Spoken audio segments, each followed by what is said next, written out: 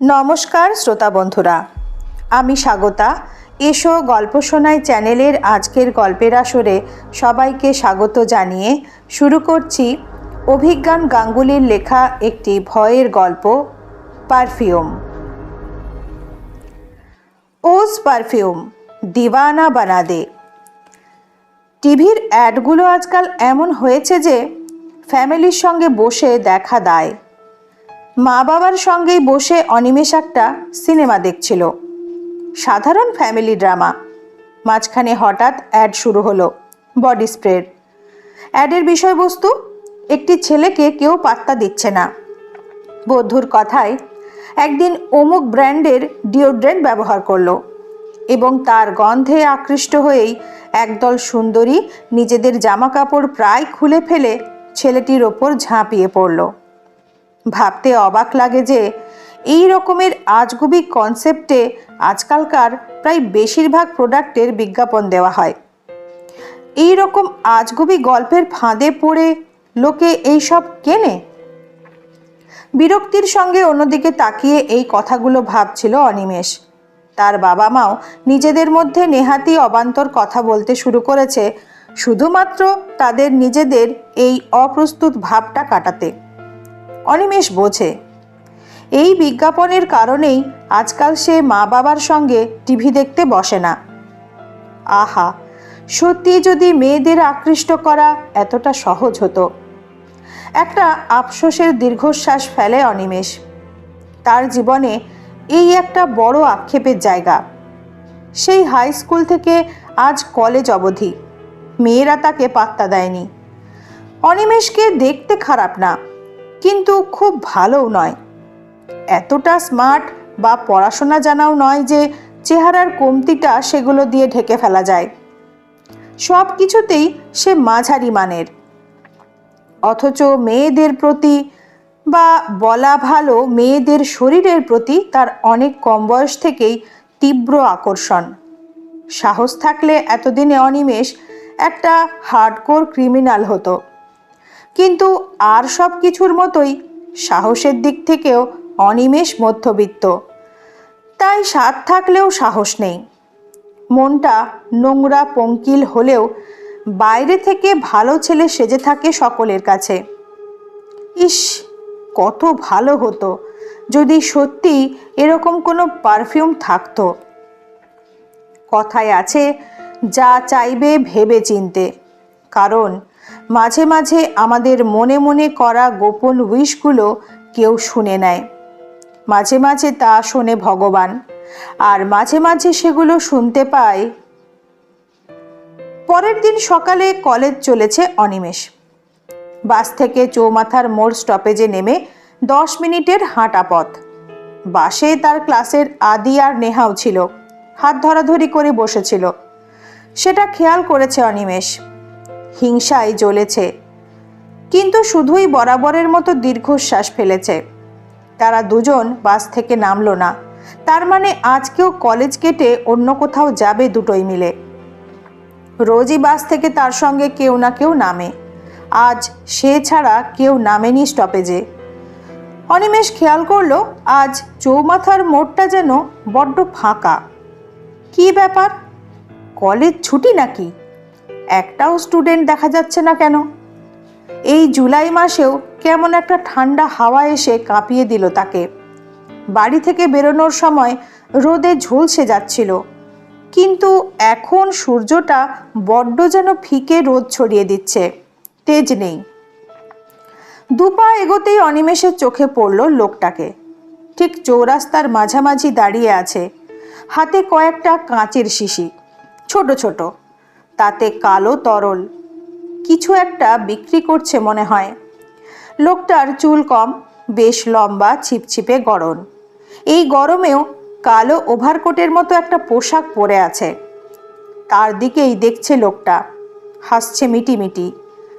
এই ফাঁকা রাস্তায় এইবার তাকেই কিছু গছানোর তাল করবে।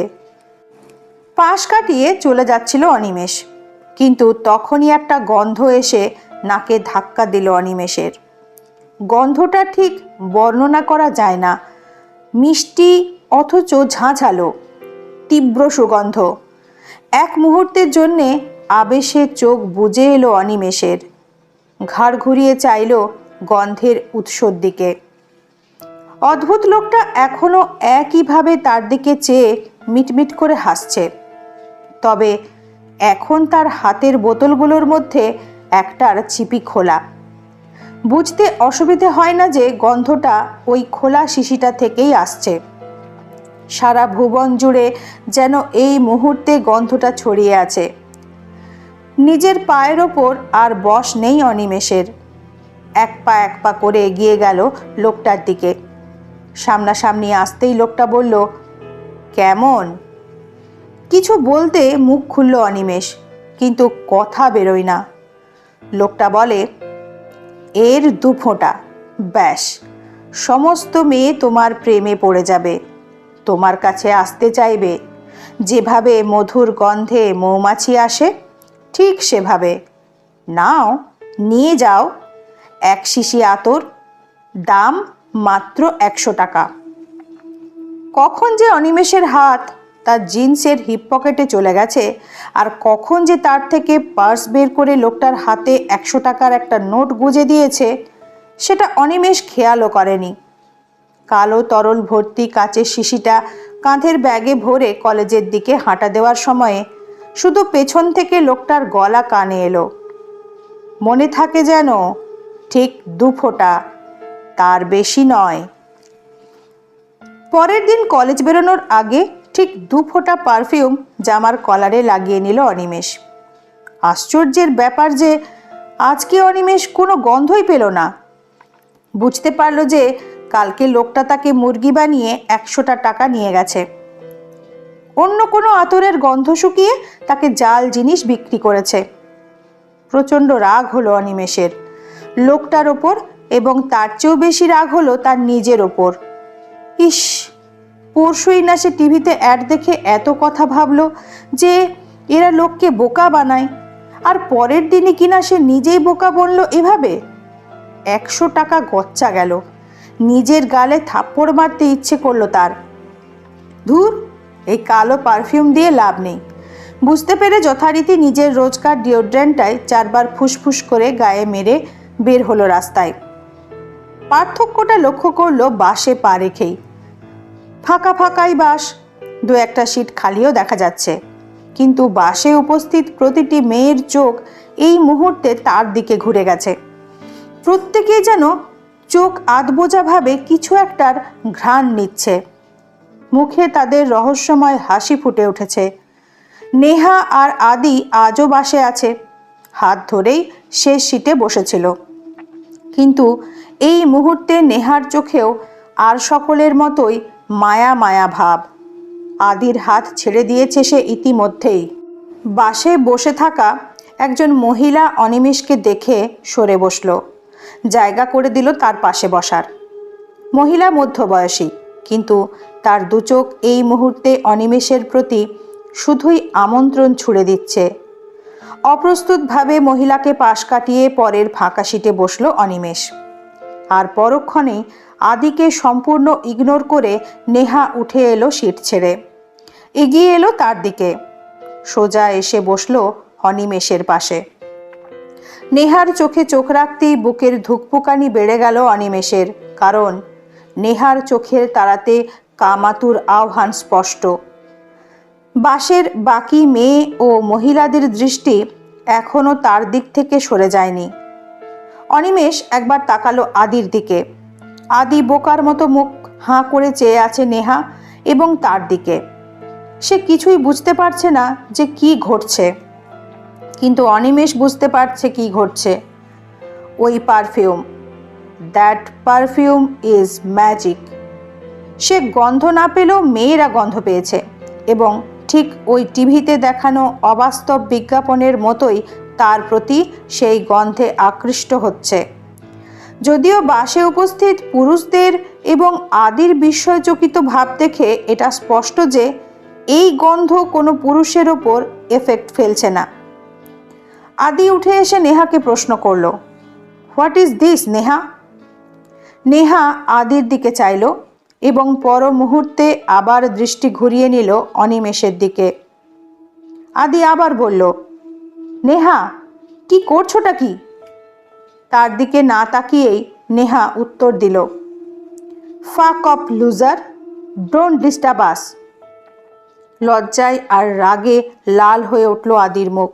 কোনো কথা না বলে নিজের সিটে গিয়ে বসল। এদিকে অনিমেষ তখন সপ্তম স্বর্গে।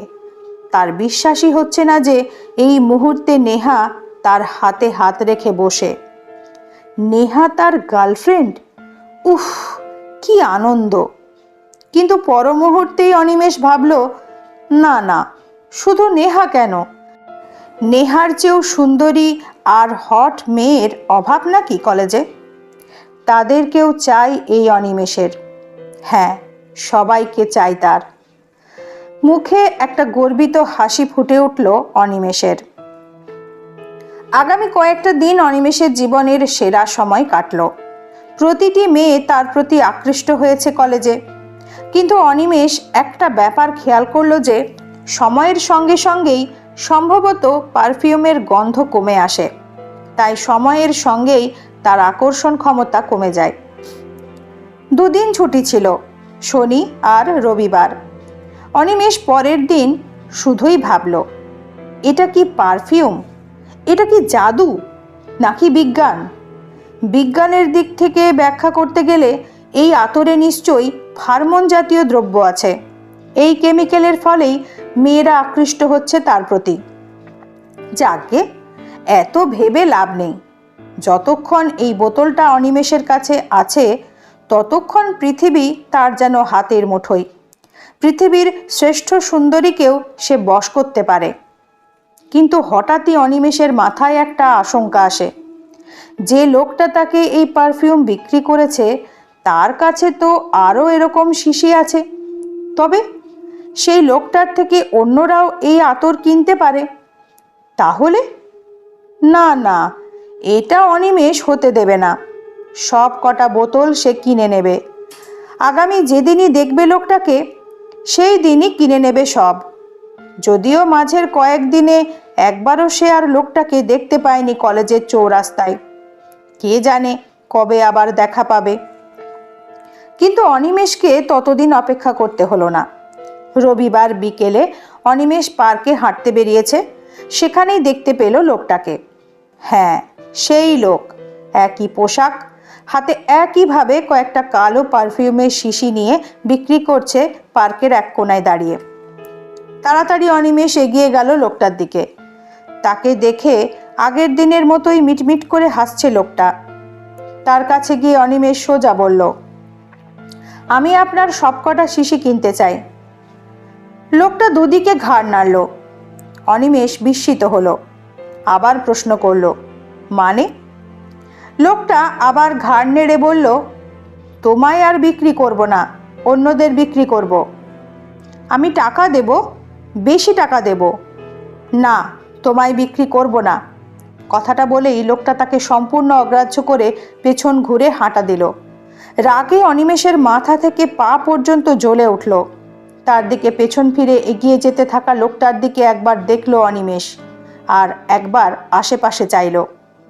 আজ পার্ক একদম ফাঁকা, একটা কাকপক্ষীও চোখে পড়ছে না। তখনই কথাটা মাথায় এলো অনিমেষের। আচ্ছা, এখন যদি সে লোকটার থেকে সবকটা বোতল ছিনিয়ে নিয়ে পালিয়ে যায়, তবে একজনও তো নেই আশেপাশে, কেউ দেখতে পাবে না। মাটিতে পড়ে থাকা একটা বড় পাথরের দিকে চোখ পড়ল অনিমেষের। হাতে সেটা তুলে নিয়ে এগিয়ে গেল ধীরে ধীরে চলতে থাকা লোকটার দিকে। কাছাকাছি পৌঁছে পাথর ধরা হাতটা উপরে উঠিয়ে সজোরে নামিয়ে আনলো লোকটার মাথা লক্ষ্য করে। একটা ভোঁতা শব্দ, আর তারপরেই লোকটা লুটিয়ে পড়ল পার্কের ঘাসের ওপর। এইবার আতঙ্ক পেয়ে বসলো অনিমেষের বুকে। শিট শিট শিট, এটা কি করলো সে? লোকটার মাথা থেকে রক্ত বেরোচ্ছে। ঝুঁকে পড়ে নাকের কাছে আঙুল রাখতেই বুক কেঁপে উঠল অনিমেষের। নিঃশ্বাস পড়ছে না, মরে গেছে লোকটা। দ্রুত আরও একবার চারিদিকে দেখে নিল অনিমেষ। না, কেউ নেই। অদ্ভুত নিস্তব্ধ চারিদিক। অনিমেষ ঝুঁকে পড়ে লোকটার কাঁধের ব্যাগটা তুলে নিল। আর কোনো দিকে না তাকিয়ে দৌড় দিল। যখন বাড়িতে নিজের ঘরে ঢুকে দরজা আটকালো তখনও জোরে জোরে শ্বাস নিচ্ছিল অনিমেষ। ব্যাগ খুলে দেখল তাতে আরও 20টা বোতল আছে। কয়েকটা দিন আরও কাটল। অনিমেষ ভেবেছিল পার্কের ঘটনায় শোরগোল ফেলবে, কিন্তু সেই রকম কিছুই হয়নি। কয়েকদিন একটু ভয়ে ভয়ে ছিল অনিমেষ যে এই বুঝি বাড়িতে পুলিশ এলো, কিন্তু ব্যাপারটা নিয়ে কেউ কোনো কথাই বলেনি। একটা সাধারণ হকারের জীবনের মূল্য বোধ হয় খুব সামান্যই। আজকাল কলেজের ব্যাগে একটা শিশি নিয়েই ঘোরে অনিমেষ। নেশার মতো হয়ে গেছে ব্যাপারটা তার কাছে। কলেজের সবচেয়ে সুন্দরীরা তার জন্যে পাগল। জীবনের মজায় আলাদা এখন অনিমেষের। সেদিন কলেজ থেকে ফিরছিল সে। বাসে বসে আছে। সকালে লাগানো পারফিউমের গন্ধ ফিকে হয়ে এলেও এখনও বাসে থাকা মহিলারা তার দিকে চোরা চাউনি হানছে। হঠাৎ বাসটার সামনে একজন পথচারী এসে পড়ায় বাস ড্রাইভার জোরে ব্রেক কষল। এক মুহূর্তের জন্য অনিমেষ যেন সামনে এসে পড়া লোকটাকে দেখতে পেল। কালো ওভারকোট, কালো টুপি।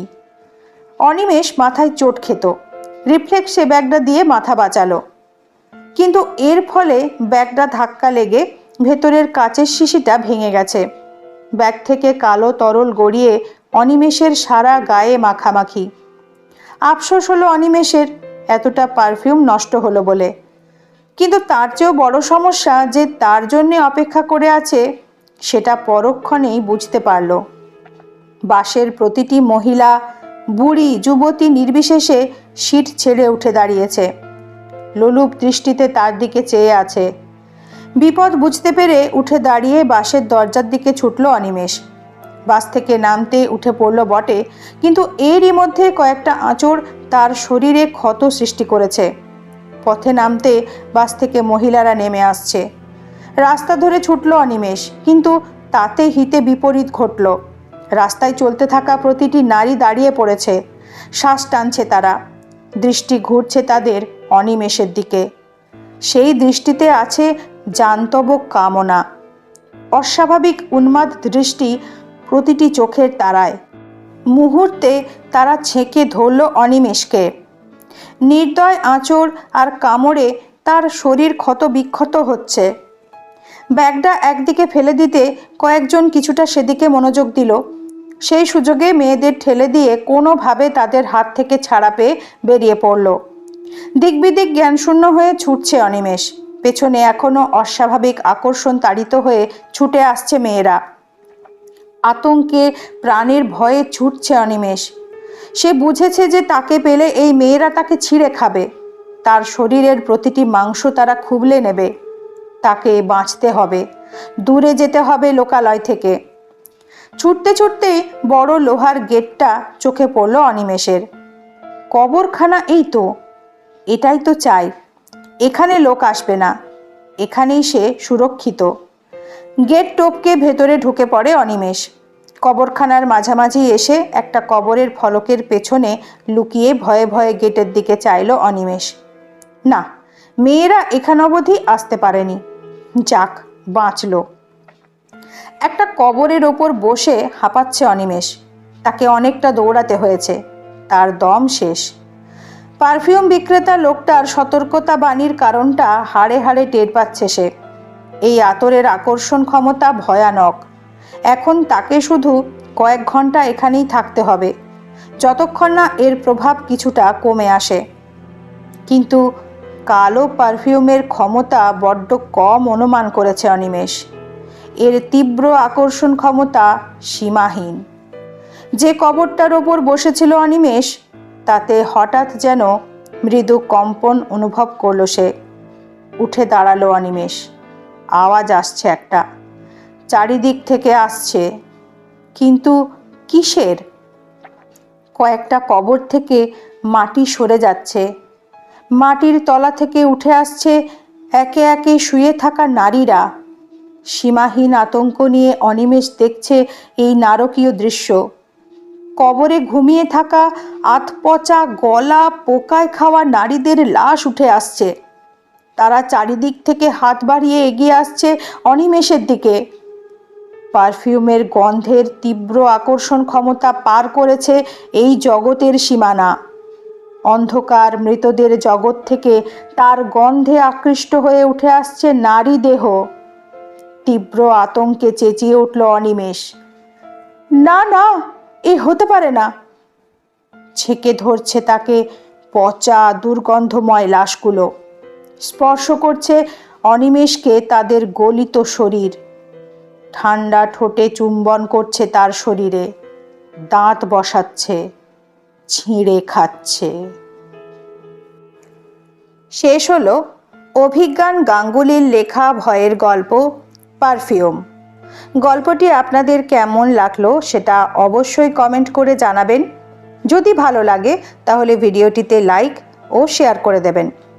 আর বিভিন্ন স্বাদের বাংলা গল্প ও উপন্যাস শোনার জন্য চ্যানেলটি সাবস্ক্রাইব করে পাশে থাকা বেল বোতামটি প্রেস করে রাখবেন। এতে চ্যানেলে নতুন গল্প আপলোড হওয়া মাত্রই আপনার ডিভাইসে তার নোটিফিকেশন পৌঁছে যাবে। আজ এই পর্যন্তই।